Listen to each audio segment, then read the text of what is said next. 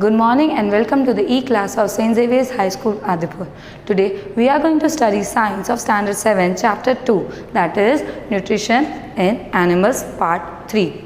Till now you have studied about the digestion in the human beings, but there is something different process in the animals, that is also our domestic animals which eat only the green grasses. Okay, now let us see the digestion in grass eating animals.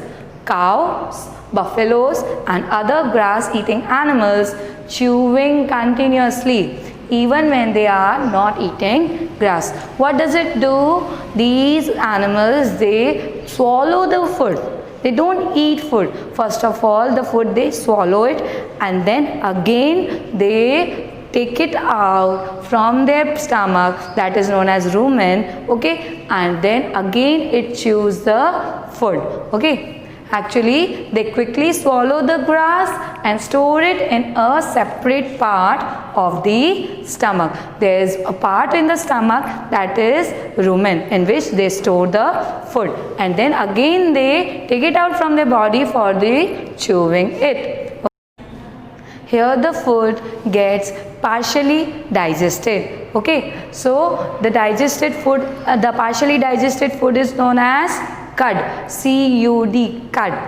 But later the cud returns to the mouth in the small lumps and the animal chews it. This process is called rumination, and these animals are called ruminant. This whole process is known as rumination, and the animals which do this rumination is known as ruminants. Okay, the grass is rich in cellulose, a type of a carbohydrate.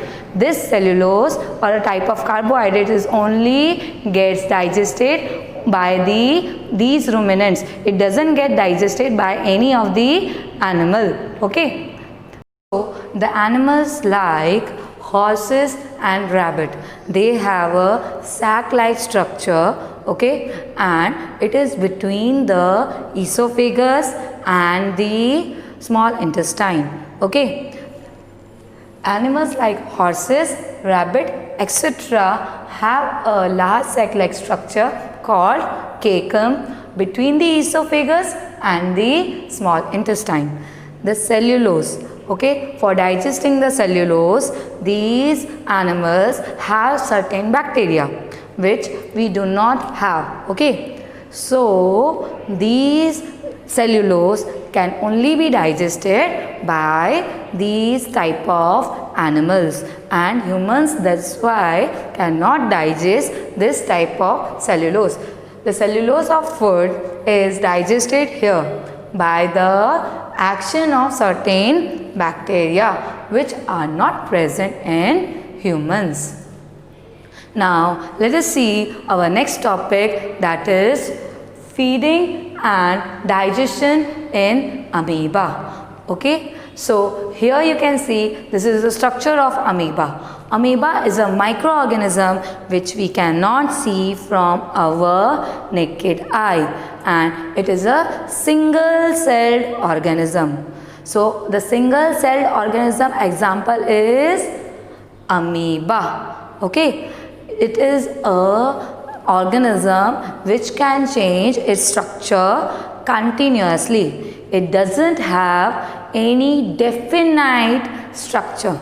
Okay, let us see the digestion as well as feeding of amoeba. Okay, so you can see this is the structure of amoeba. Okay, and in the amoeba cell there is nucleus, and with the nucleus there is one food vacuole. Okay, see now a food particle is there. Okay, so food particle, by seeing it, this amoeba will form a sac-like structure in this way. Okay, and a U-shaped finger will be formed by the amoeba. See, here you can see a finger-like structure will be formed surrounding the food particle. These finger-like structure are known as pseudopodia. Pseudopodia, its pronunciation is pseudopodia, and P is a silent.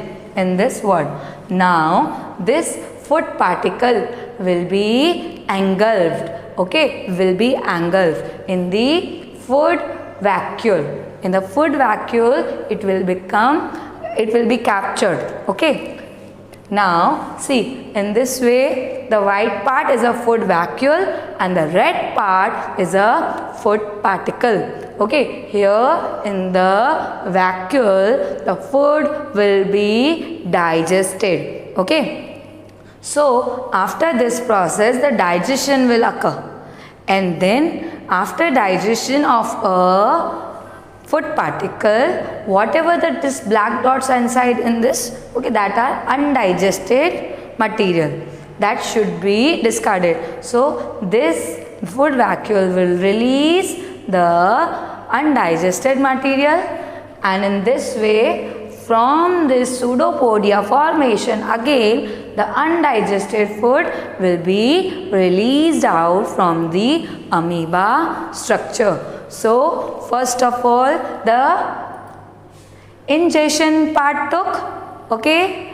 then second is digestion, okay, ingestion part, digestion part, then absorption of the nutrients, then assimilation, and then egestion, okay. So amoeba is a microscopic single celled organism found in pond water, okay. Where it is found? Mostly in the pond water. Amoeba has a cell membrane, a rounded dense nucleus, and many small bubble-like vacuoles in its cytoplasm. Cytoplasm is a liquidy material in the amoeba, okay.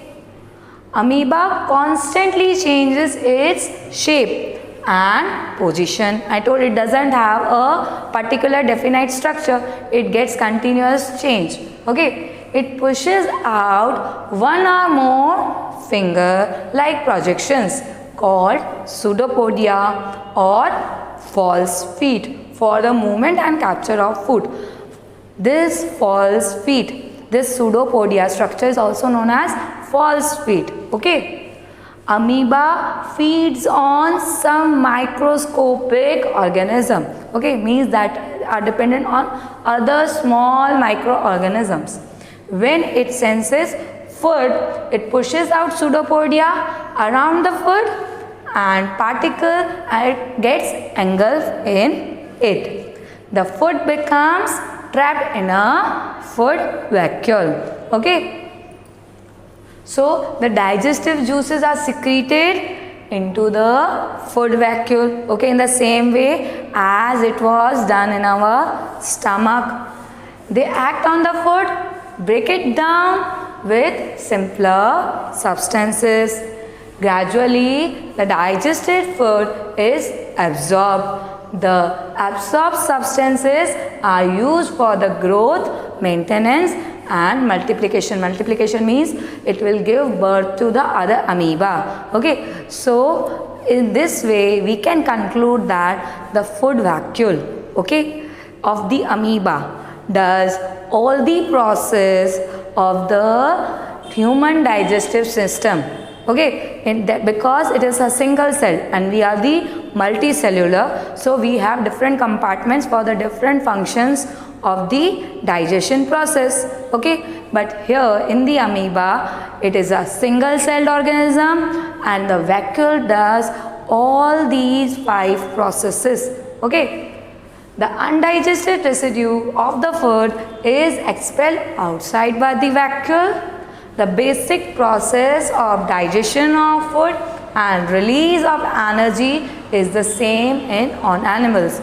Why we eat food? For the energy. So in this way, this whole process for the digestion of food and release of energy, this particular thing is common for all the organisms. So till now we have studied about the digestion in human beings, digestion in ruminants, and digestion in amoeba. So by this we have completed our chapter.